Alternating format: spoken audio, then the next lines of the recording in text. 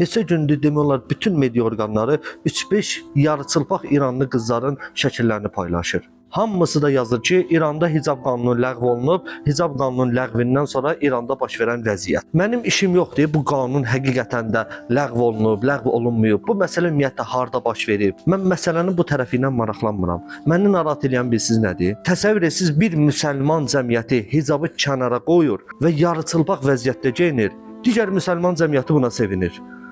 Axı biz nə zaman bu vəziyyətə gəldik? Məgər hicab da bizim dəyərimiz deyil? Bu necə ola bilər? Bir müsəlman olaraq hansısa bir müsəlmanın hicabı açdığına, yarıçılpaq geyinməyinə sevinəsən. Vallah bu xəbərlərin altında yazılan rəyləri oxuyanda adam bilmir Avropa ölkəsində yaşayır, yoxsa müsəlman ölkəsində yaşayır. Təsəvvür edin, hansısa bir ölkədə yol hərəkəti qaydasını ləğv edirlər və bunun nəticəsində bir gün ərzində minlərlə insan ölür, minlərlə yol hərəkəti qaydası baş verir. Başqa bir cəmiyyətdə buna sevinir. Bu necə bir absurd yanaşmadır, doğrudur? Eyni absurd yanaşma burada da var. Bir müsəlman cəmiyyəti hicaba kənara qoyub yarıçılpaqlığı sevir, başqa bir müsəlman cəmiyyəti buna sevinir. Yarıçılpaq qadınların şəkillərini paylaşasan və bunu bir müvəffəqiyyət kimi təqdim eləyəsən.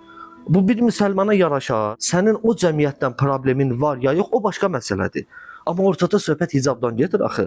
Axı dini dəyərimizdən gedir söhbət. Ona görə xahiş edirəm, duyğularımızla, hisslərimizlə dinimizi, inancımızı bir tutmayaq.